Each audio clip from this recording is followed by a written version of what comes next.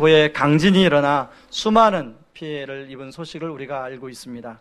그런가 하면 바로 어제죠. 중국의 최찬성에 다시금 지진이 일어나서 또 많은 사람들에게 피해를 입혔다는 이야기를 들었습니다. 여러분, 지진은 더 이상 먼 나라 이야기가 아닙니다. 얼마 전에는 백두산에서 지진이 일어났다는 얘기를 듣고, 또 몇 개월 전에는 경주에 계속적인 여진이 일어나서 이게 진짜 강진이 오는 전초가 아니냐, 그런 사람들이 불안한 가운데 시달리기도 했습니다. 여러분, 우리가 2주 전에 폭풍에 대해서, 폭풍을 만난 제자들에 대해서 살펴보았지만 사실은 폭풍에 비하면 지진은 훨씬 더 강도가 센 것입니다. 여러분, 그런데 우리 인생 가운데도 이렇게 인생 지진이 일어날 때가 있습니다. 이런 인생 지진을 만나면 어떻게 해야 될지 도무지 갈파를 잘 잡지 못할 때가 있습니다. 여러분, 오늘 본문에도 보면 인생 지진을 맞이한 두 사람의 이야기, 아니 엄밀히 말하면 두 가정의 이야기가 나옵니다. 여러분, 오늘 읽은 본문은 인생의 지진을 맞이한 바로 회당장 야이로에 찾아간 그 예수님이 얘기가 나오는데요. 여러분, 회당장 야이로의 가정은, 여러분, 12살 된 딸이 하나 있었습니다.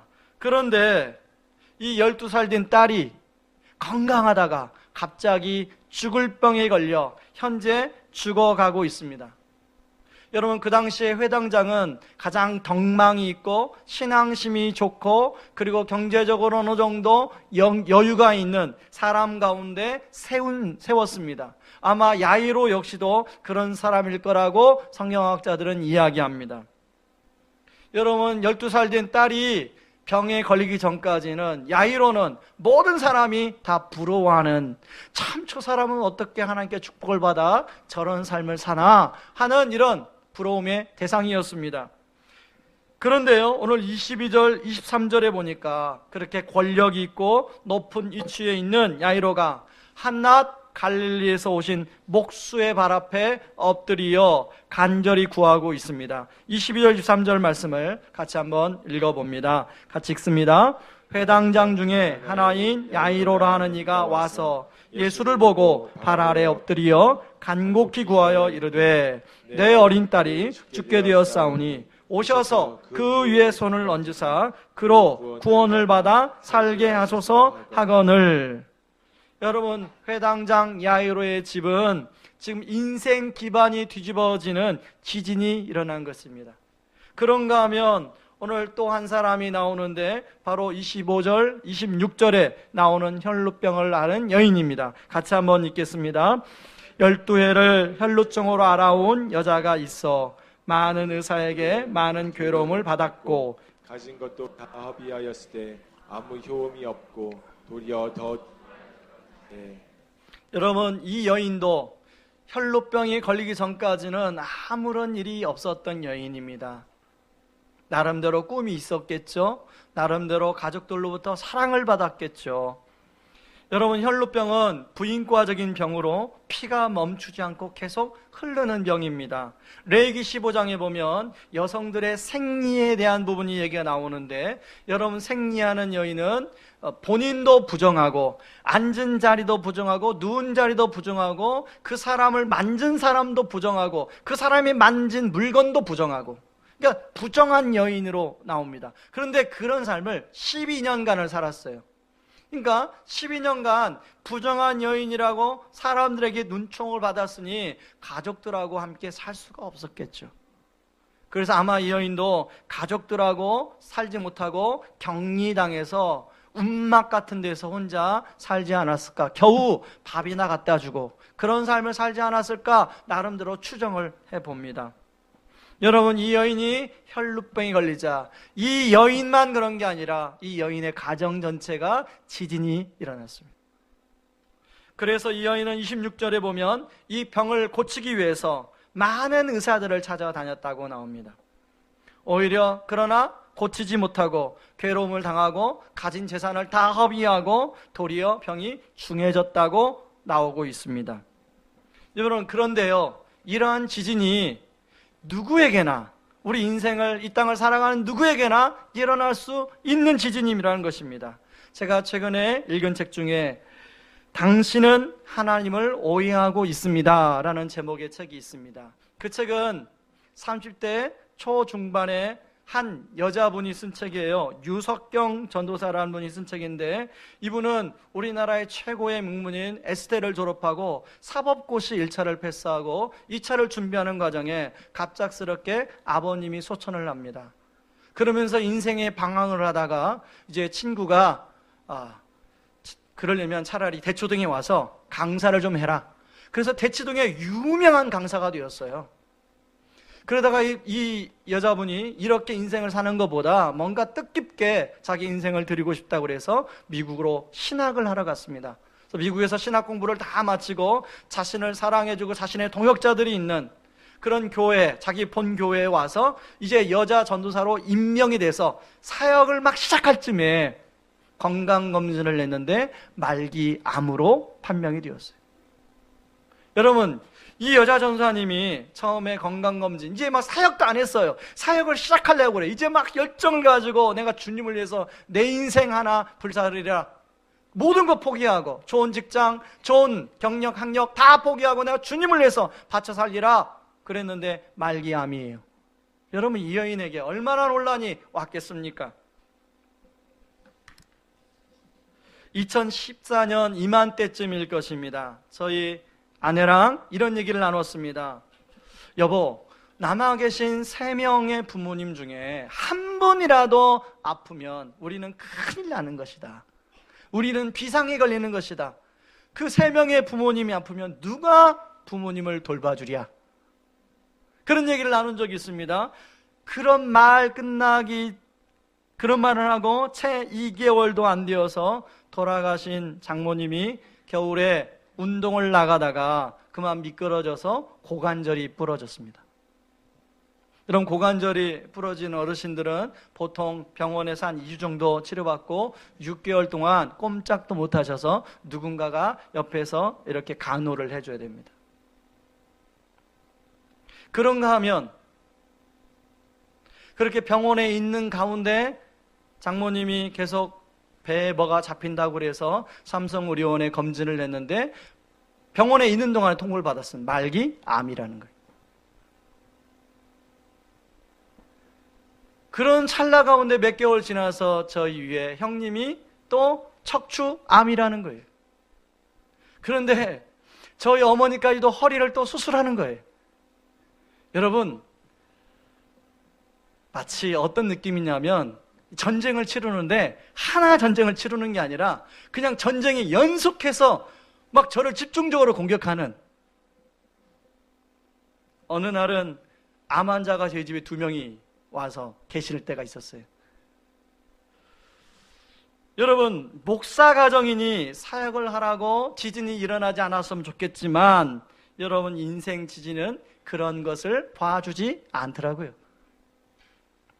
여러분, 마치 우리 인생은 환태평양 불이 고리 위에 있는 어느 나라 같아요.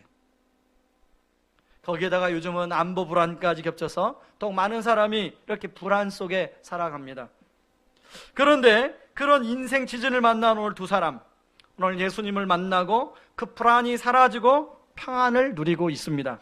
여러분, 마가복음 5장 34절 말씀을 같이 한번 읽어보시죠. 같이 읽겠습니다. 예수께서 이르시되 딸아, 내 믿음이 너를 구원하였으니 평안히 가라. 내 병에서 놓여 건강할지어다. 여러분, 여기 평안히 가라, 이 말은 원어로 직역을 하면 평안 속에서 걸어가라, 평안 가운데 살아가라, 이런 뜻입니다. 43절에 보면 소녀를 예수님이 일으키시고 소녀에게 먹을 것을 주라고 하죠. 소녀가 죽은 사람이 이제 살아서 먹을 것을 먹는다는 것은 진짜 살았다는 증거 아닙니까? 소화를 시키니까. 그때서야 회당장 야이로는 그걸 보고 평안을 누리게 됩니다. 여러분, 사실 이 2가지 이야기는 지금 예수님의 제자들에게 하는 메시지예요. 앞으로 너희가 제자의 길을 걸어가는데 어떤 상황이 올지 모른다. 그렇지만 그런 상황일지라도 늘 내가 옆에 있으니 평안 속에서 걸어가라. 평안 가운데 제자의 삶을 살아가라, 이런 말씀을 하는 것입니다. 저는 이 말씀이 제자들에게만 하는 메시지가 아니라 바로 오늘을 살아가는, 주님의 제자의 길을 걸어가는, 예수를 믿고 살아가는, 그리고 예수님을 믿으려고 하는 바로 우리 모두에게 하는 메시지인 줄 믿습니다. 우리 옆에 있는 사람에게 주님의 심정을 담아서 오늘 설교 제목처럼 평안이 있을지어다, 한번 우리 축복합시다.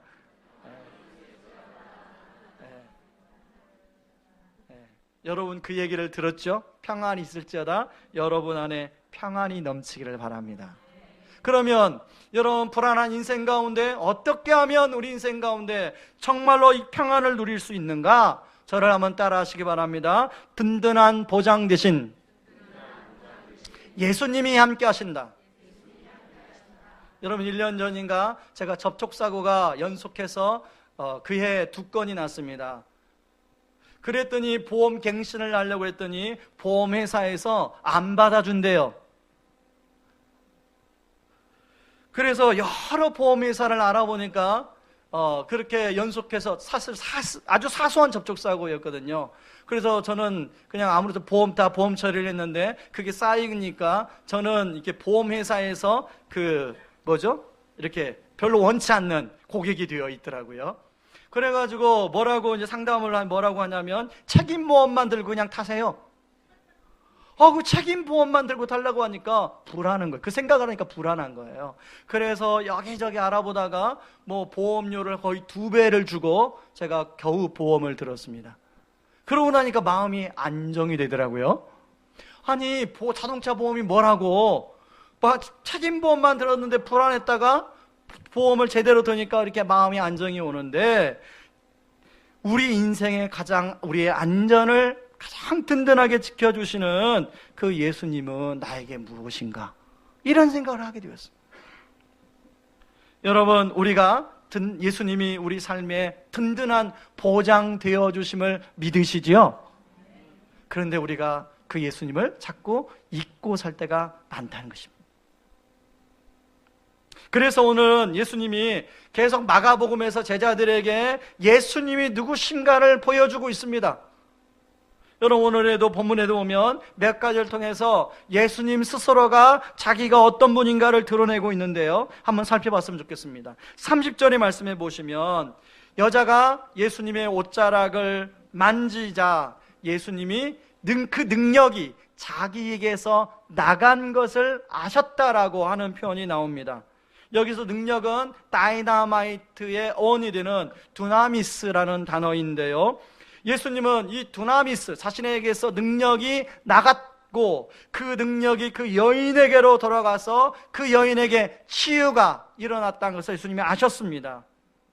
여러분, 우리 여인의 입장에서는요, 그냥 예수님의 옷자락만 잠깐 마치고 그냥 모르고 그냥 가면 될 줄 알았는데, 여러분, 그 여인이 치유가 되기 위해서는 예수님에게서 능력이 나가야만이 치유가 되는 것이죠. 여러분, 이 세상에는 공짜가 없습니다. 우리가 뭔가를 얻기 위해서는 누군가가 희생을 해야 우리가 뭔가를 누리게 됩니다. 여러분이 오늘 예배를 드릴 수 있기까지는 많은 성도들이 곳곳에서 봉사라는 희생을 했기 때문에 예배를 드릴 수 있는 것처럼, 여러분, 이 여인이 치유를 받은 것은 바로 예수님에게서 능력이 희생되었기 때문에, 능력의 힘이 나갔기 때문에 이 여인이 치유를 받게 된 것이죠. 여러분, 마찬가지로 여러분, 예수님은 이 여인을 위해서 힘을 잃어버렸는데 우리 예수님은 우리를 위해서 십자가에서 그러지 않으셔도 되는데 스스로 힘을 잃어버리셨어요. 자신을 내어주셨는 희생을 통해서 바로 우리가 구원받고 치유받고 회복되는 하나님의 자녀가 되는 은혜를 누리게 된 줄 믿습니다. 여러분, 은혜는요, 항상 누군가의 희생을 통해서 이루어지는 사실을 믿으시기 바랍니다. 여러분, 올 명절에 여러분들이 맛있는 음식을 드실 텐데 그 음식이 하늘에서 떨어지는 것이 아니라 바로 여러분과 함께 사는 바로 그 사랑하는 아내의 희생을 통해서 떨어진다는 사실을 기억하시기 바랍니다. 남자분들이 아멘을 안 하시네요. 여러분, 그 한 사람만 희생당하면요, 희생당한 사람의 마음이 좀 힘들어져요. 그러니까 우리 남자분들이 잘 도와드려야 됩니다. 아멘을 안 하시네요. 아멘 할 때까지 이야기하겠습니다. 자, 남자분들이 명절에 아내분들, 여자분들을 잘 도와주시길 바랍니다. 이렇게 의도적으로 해야 돼요. 그래야만 의식하고. 저도 명절만 되면 제가 뭐 도와드릴 게 없으니까 열심히 설거지를 도맡아서 하려고 합니다. 뭐 설거지만 아니죠. 할 게 많잖아요, 남자분들. 자, 여러분, 계속 예수님은 어떤 분인가를 보여주고 있는데요. 여러분, 예수님이 바로 십자가에서 힘을 잃어버려서 그 결과가 어떤 일이 이루어지냐면 30절 후반부에 보면 이 여인에게 누가 내 옷에 손을 대었느냐 물으시는 내용이 나와요.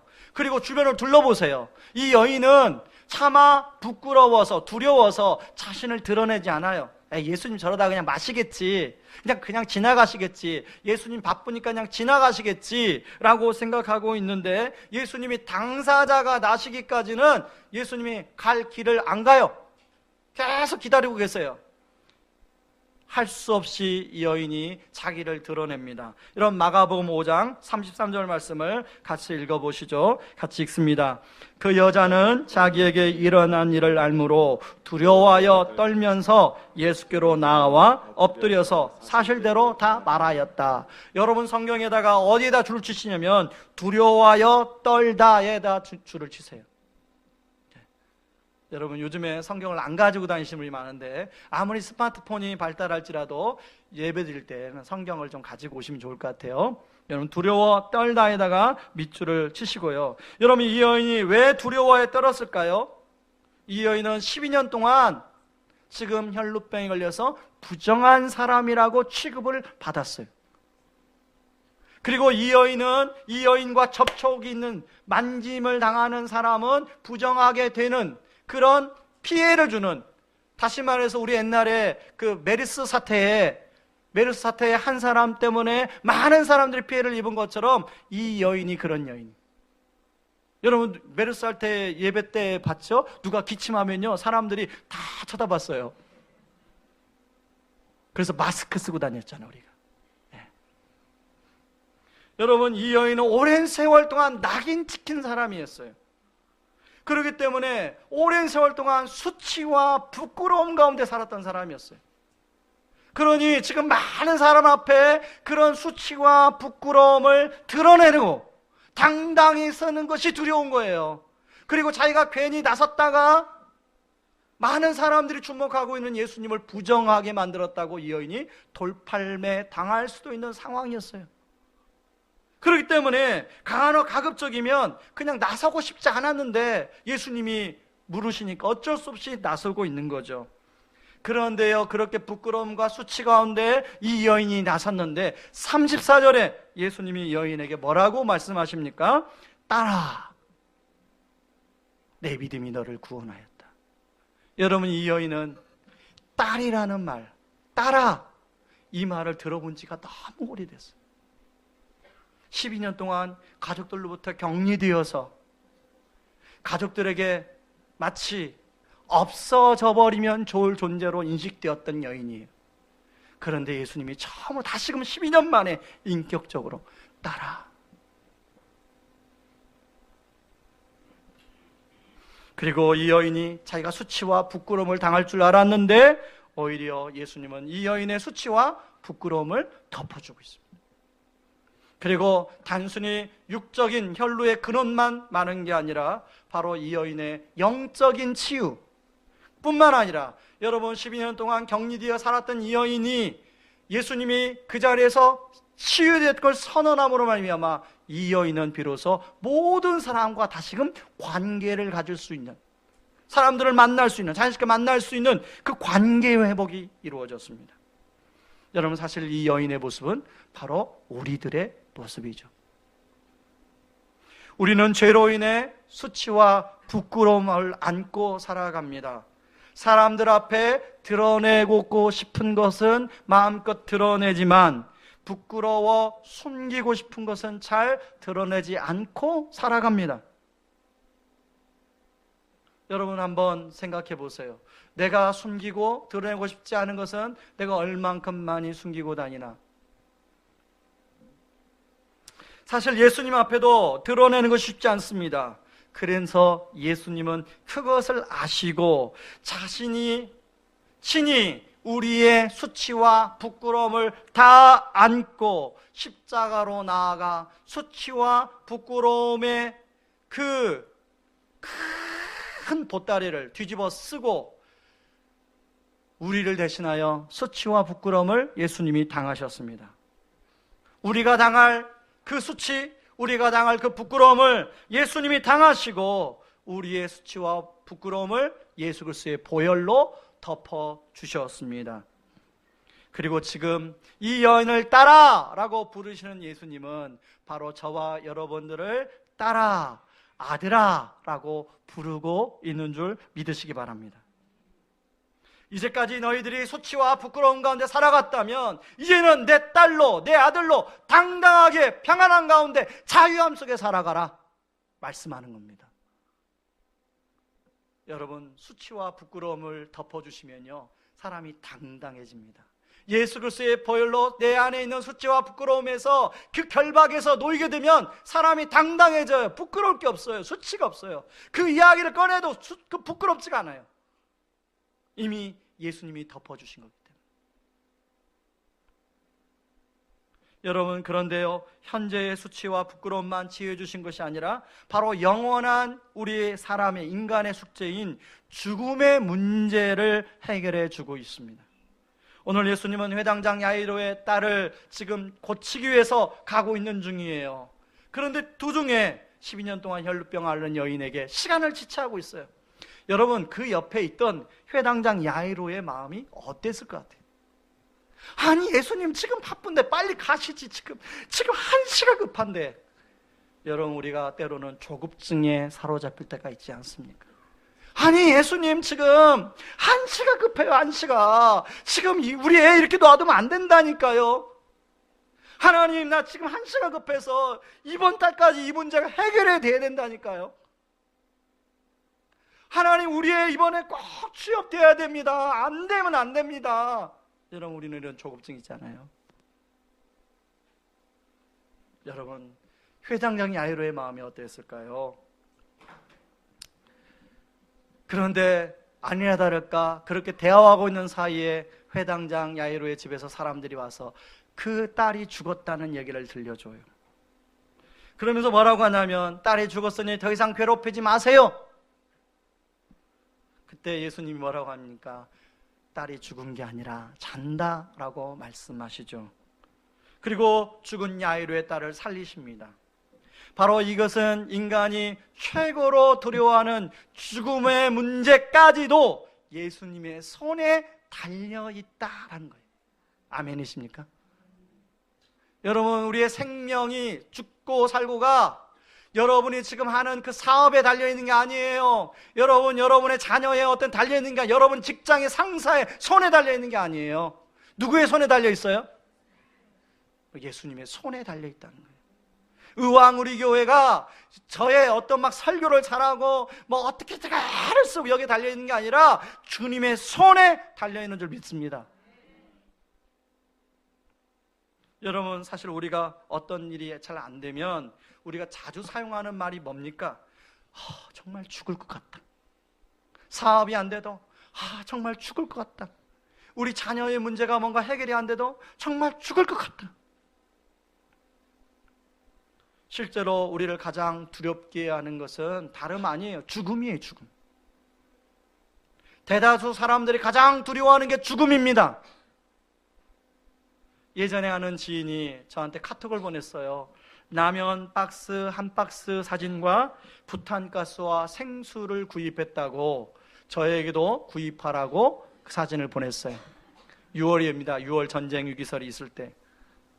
그 카톡을 받고 저를 잠깐 생각해 봤습니다. 만약 전쟁이 나면 나는 어떻게 할까?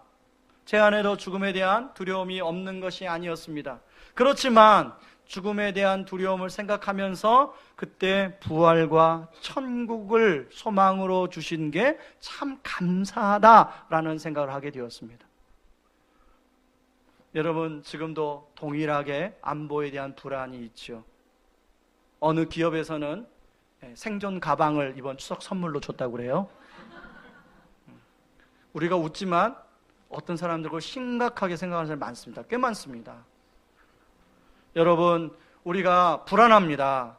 우리가 불안하지만 여러분, 불안할수록 생존 가방을 아무리 챙기고 그럴지라도, 물론 챙기는 것도 중요합니다. 챙길지라도 부활과 천국 소망을 붙들지 않으면 아무 소용이 없습니다. 앞에서 말한 유숙경 전도사, 말기암이라는 소식을 듣고 잠시 마음의 당연히 혼란 가운데 있었죠. 근데 그가 결정을 하기를, 내가 수술을 받지 않고, 어차피 수술해도 1년밖에 살지 못하니까 수술을 받지 않기로 결단합니다. 그리고 대신 주님께서 생명을 허락하시는 때까지 복음을 전하다가, 처음 품었던 마음, 복음을 전하다가 내가 주님 부르시는 날 주님 앞에 당당히 가리라, 그렇게 마음을 먹었습니다. 그래서 전국적으로 다니면서 복음을 전하기 시작해요. 청소년들 앞에, 청년들 앞에, 꿈이 없는 청년들 앞에, 그리고 많은 성도들 앞에 복음을 전하다가 지금은 이 세상 사람이 아니. 여러분, 우리가 언젠가는 우리도 죽음이 우리 앞에 다가올 것입니다. 추석 명절에 여러분들 이제 부모님의 산소도 가고 또 연로하신 부모님도 뵐 텐데 우리도 그 순간이 와요. 여러분, 우리가 무엇을 붙들 것인가 생각하셔야 됩니다. 우리 주님은 그것을 아셨어요. 그래서 우리에게 분명하게 천국 소망, 영생의 소망을 우리에게 주신 줄 믿습니다. 이렇게 죽음까지도 힘을 잃게 하신 주님을 믿는 우리가 그렇다면 어떻게 해야 될까요? 여러분, 저를 따라 하시기 바랍니다. 믿음의 지경을 넓히시기 바랍니다. 여러분, 세상 모든 사람이 다 믿음을 가지고 살아간다는 것을 아십니까? 여러분, 길에 지나가는 사람 붙들고 한번 물어보세요. 그 사람이 나름대로 믿는 믿음의 근거가 있습니다. 다 믿음이 있어요. 중요한 것은 믿는 게 다를 뿐이죠. 그리고 중요한 것은 믿음의 폭이 좁으냐 넓으냐의 차이지, 다 믿음을 가지고 있어요.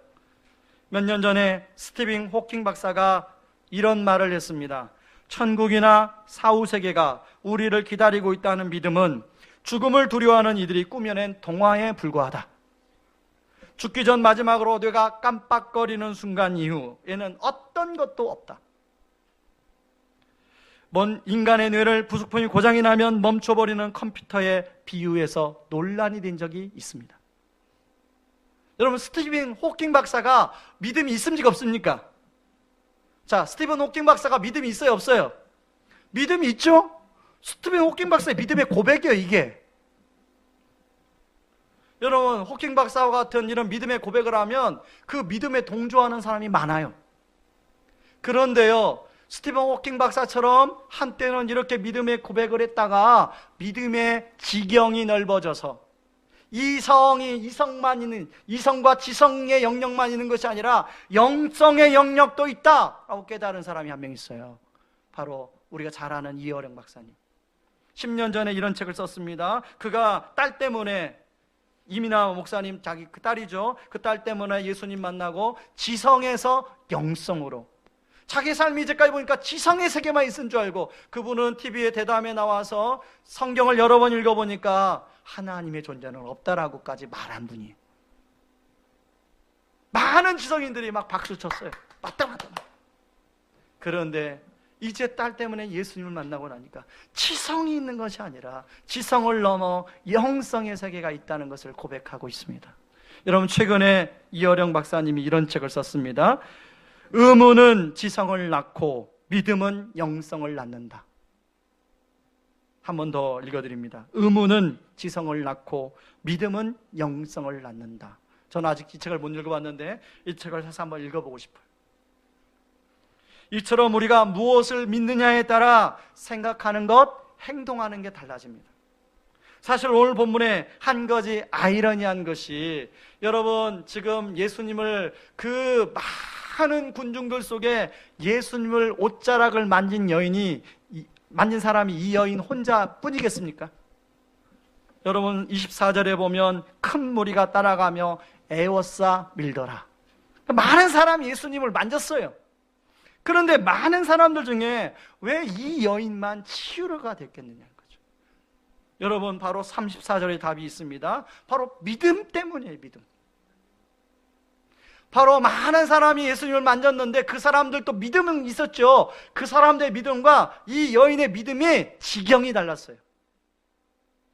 여러분 이 여인은요 12년 동안에 어떤 믿음이 있었냐면 좋은 의사 선생님을 만나면 자기 병이 나을 거라고 하는 믿음이 있었죠. 여러분 그 믿음은 올바른 믿음입니까? 아닙니까? 대답을 좀 해보세요. 자, 여러분의 상식 수준을 한번 테스트해 보겠습니다. 자, 그 믿음은 올바른 믿음이 아니에요. 올바른 믿음이죠? 저도 그렇게 믿습니다.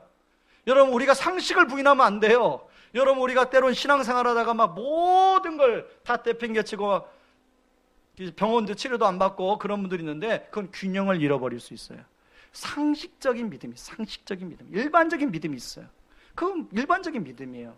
그러나 이 여인은 우리가 인생을 살다 보면 상식적인 수준의 믿음이 감당하지 못하는 문제들이 있습니다. 그걸 아셔야 돼요. 그러니까 자기가 상식적인 수준의 믿음을 가지고 여러 의사 선생님을 만났는데 돈만 허비하고 고생만 하고 자기 문제가 해결이 안 된 거예요. 그러면서 이제 모든 걸 포기하고 있는 상황에 어디에선가 소식이 하나 들려오는 거예요. 가버나움에 가면, 갈릴리에 가면 예수님이라는 분이 계신데 그분은 옷자락만 만져도 병이 낫는데. 여러분 그동안에 수많은 사람들에게 실망했던 이 여인 다시금 한번 믿음의 지경을 넓힙니다. 그리고 정말로 절박한 심정으로 오직 예수님만이 나의 반석이요 소망이요 나의 구원자시요 치료자시라는 믿음을 가지고 예수님의 옷자락을 만지는 거예요. 그 순간 예수님의 능력이 나가서 여인을 치유하기 시작합니다. 여러분 우리는 바로 이 여인처럼 바로 우리는 일반적인 수준, 상식적인 수준의 믿음을 다 가지고 있습니다. 그런데요, 여러분 때로는 인생에 어떤 문제를 만나면 우리 주님이 믿음의 지경을 넓히셔 주시는 때가 있습니다. 그때 우리가 주님이 우리 인생의 믿음의 지경을 넓힐 때 우리도 같이 우리의 믿음의 지경을 넓히셔야 돼요.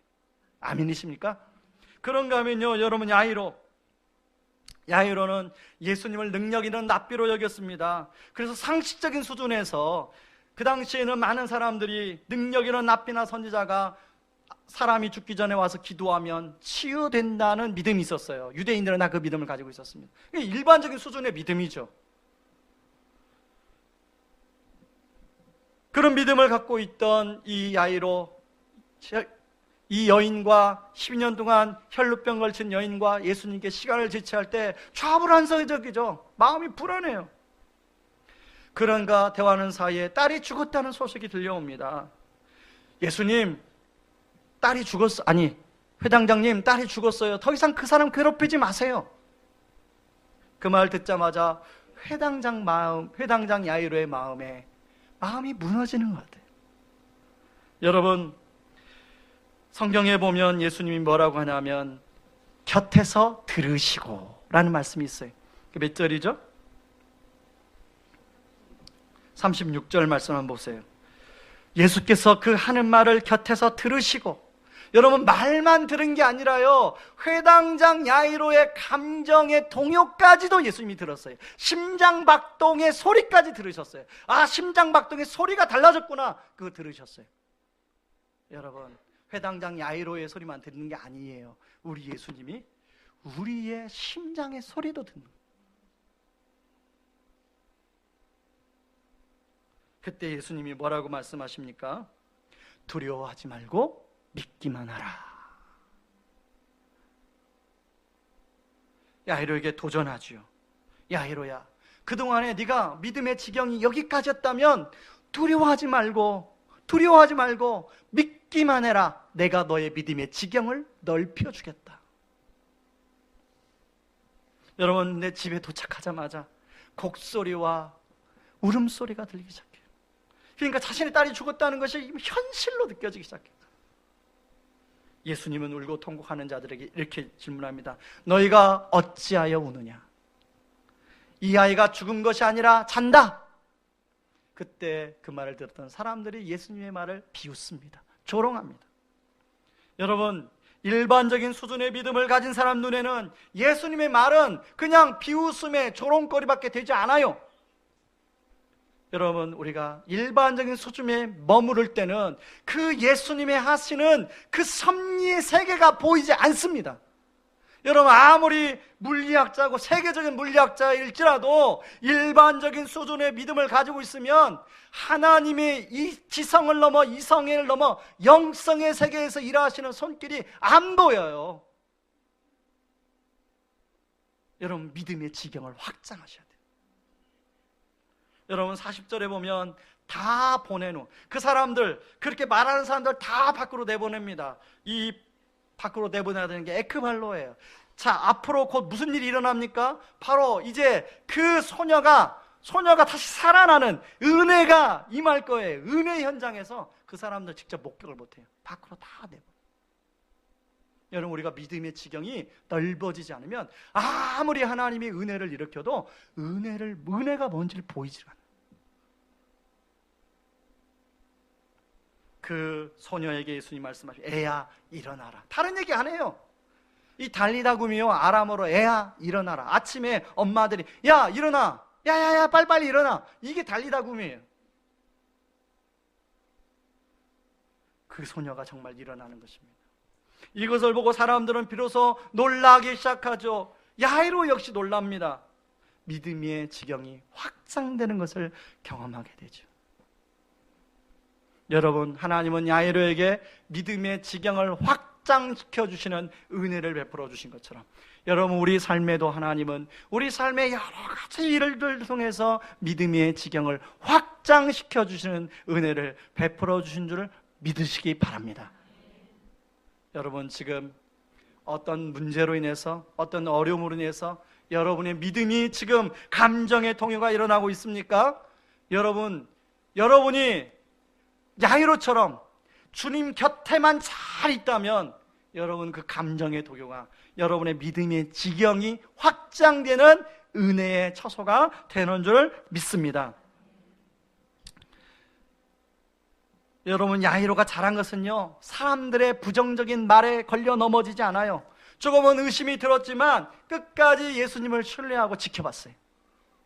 바로 그때 믿음의 지경이 넓어지는 거예요. 여러분, 믿음은요, 저는 종이 한 장 차이라고 생각합니다. 종이 한 장 차이예요. 여러분, 야이로가 예수님 이제 끝났어요, 모든 게 끝났어요, 더 이상 하지 않으셔도 돼요, 그럴 수도 있잖아요. 그런데 두려워하지 말고 믿기만 하라.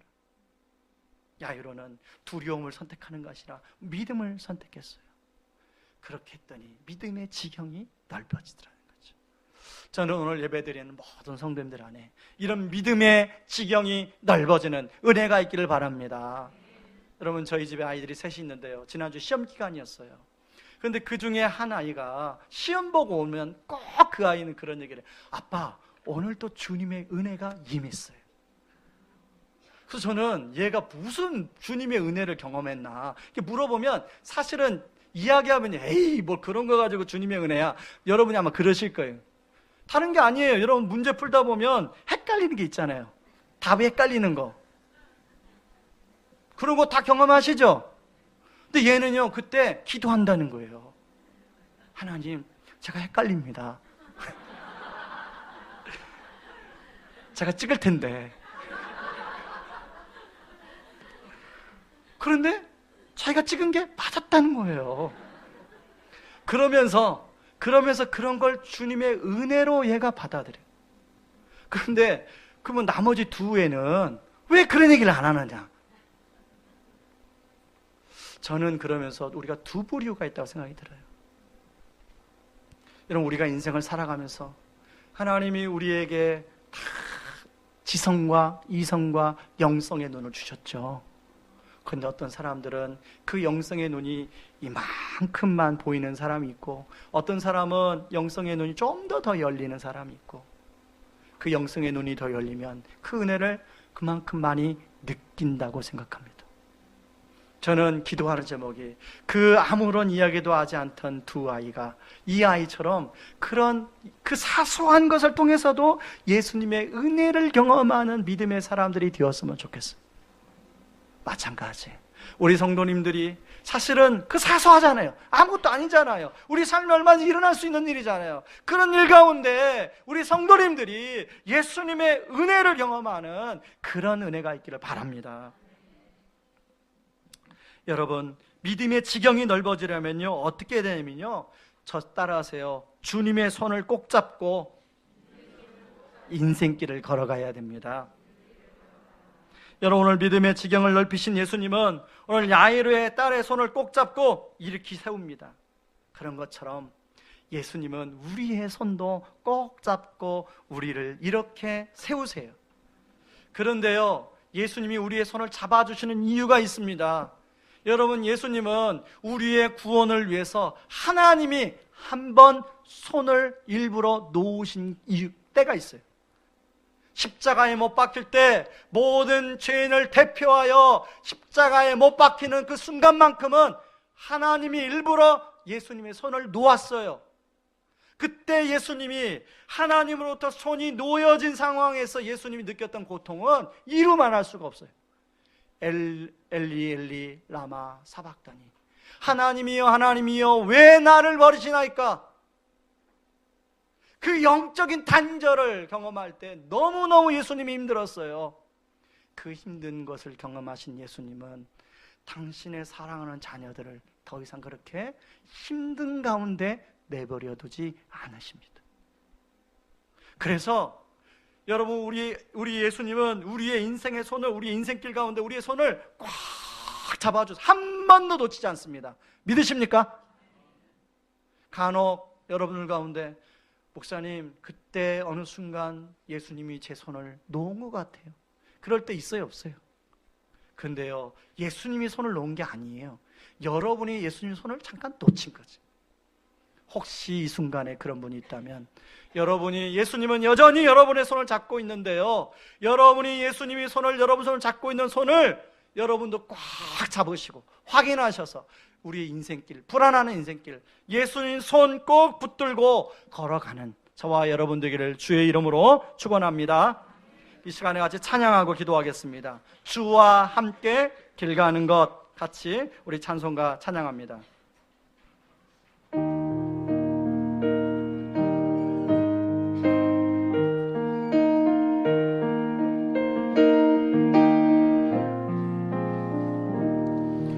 주와 같이 길 가는 건 즐거운 일 아닌가.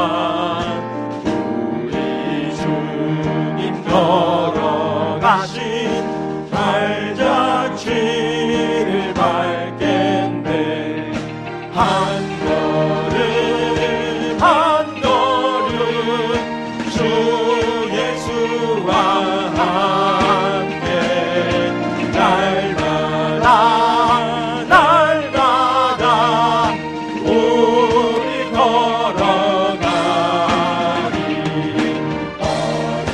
어린아이 같은 우리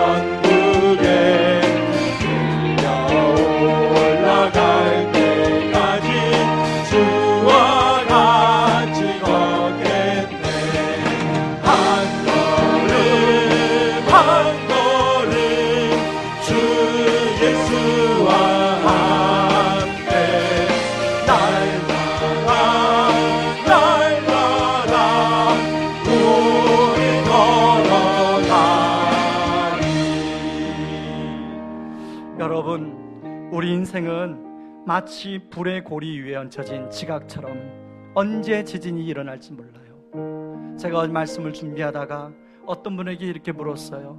인생에 지진이 일어날 때가 언제였습니까? 그랬더니 그분이 하는 말이, 목사님, 저는 늘 인생이 화라산 같았어요. 여러분, 화라산, 언제 지진이 일어날지 모르잖아요. 여러분 인생이 마치 그런 거 아닌가 생각이 듭니다. 여러분, 바로 그러나 이런 인생의 지진이 일어날 걸 아시고 우리 주님 오늘 제자들에게 말씀하세요. 내가 너와 함께하고 있다. 불안하지 말아라. 내가 너의 손을 꼭 잡고 너와 인생길을 함께한다. 걱정하지 말아라 말씀합니다. 이 시간 우리 기도할 때, 하나님, 인생 지진을 만날 때 하나님을 오해하거나 불평하지 않게 하여 주시고 주님으로 인해 평안을 누리게 하여 주시옵소서. 두 번째, 기도할 때 든든한 보장 되시는 예수님을 우리가 놓칠 때가 많이 있는데, 오늘 성경에 나온 것처럼 이 예수님 놓치지 않고 잊지 않고 날마다 붙들며 살게 하여 주시옵소서. 우리 두 가지 기도를 가지고 같이 먼저 기도합니다. 고마우신 하나님 아버지, 고맙고 감사합니다. 아버지, 마치 아버지 우리 인생은 아버지 불의 고리 위에 얹혀진 아버지 지각처럼 아버지 언제 지진이 아버지 일어날지 모르는 불안한 가운데 살아갈 때가 많이 있습니다. 아버지 하나님, 그러나 아버지 인생의 지진이 일어날 걸 아시고 아버지 오늘 우리 주님은 제자들에게 아버지 이 사건을 보여주면서 내가 그럼에도 불구하고 아버지가 세상 끝날까지 너희와 함께 할 것이다 라고 말씀하여 주셨습니다. 아버지 하나님, 이 음성이 아버지 우리에게도 들리게 하여 주시옵소서. 아버지, 이 음성이 아버지 우리 성도님들에게도 아버지 들려지게 하여 주시옵소서. 그래서 인생의 지진을 만날 때 아버지 하나님을 오해하거나 아버지 불평하지 않게 하여 주시고 아버지 유석경 전도사처럼 아버지 우리가 믿음으로 반응하며 나가게 하여 주시옵소서. 아버지 든든한 우리의 보장 되시는 아버지 예수님이 함께 하시는 사실을 아버지와 우리가 늘 기억하며 살아가기를 원합니다. 아버지, 우리가 이런 예수님이 함께 하시는 사실 아버지 자꾸 잊고 살 때가 많이 있습니다. 아버지는 우리의 구원을 위하여 아버지 십자가에서 일부러 힘을 빼시고 아버지 우리의 당한 수치와 부끄러움을 예수님 대신 당하여 주시고 아버지는 보혈로 우리의 수치와 부끄러움을 덮어주신 주님, 아버지 지금까지도 아버지 주님의 손에 달려 있습니다. 아버지 우리에게 부활과 천국의 소망을 선물로 주신 주님 감사합니다. 이 예수님 붙들고 아버지 당당히 아버지 불안할 길을 걸어갈 수 있도록 하나님 도와 주시옵소서.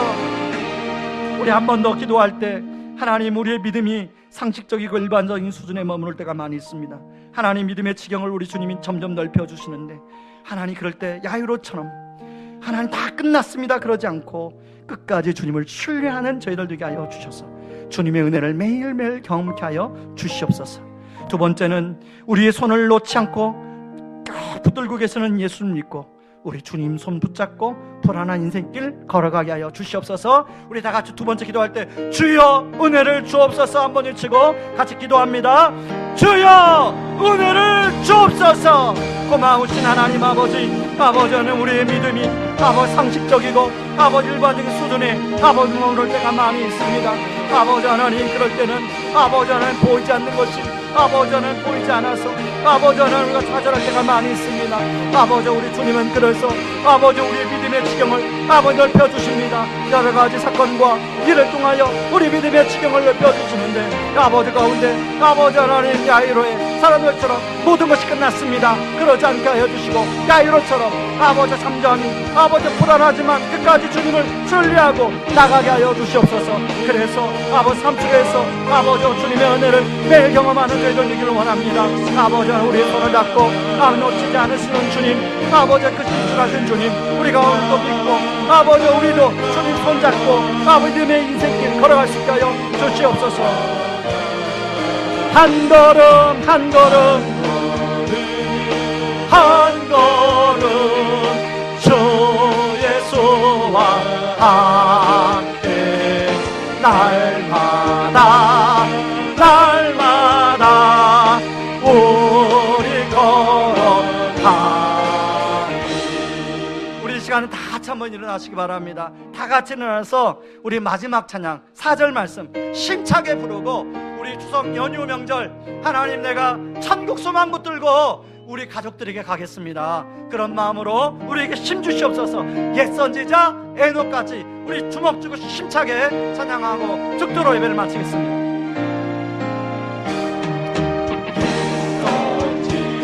선지자에도 당신 우리들도 천국에 올라갈 때까지 주와 같이 걷겠네. 한 걸음 주 예수와 함께 날마다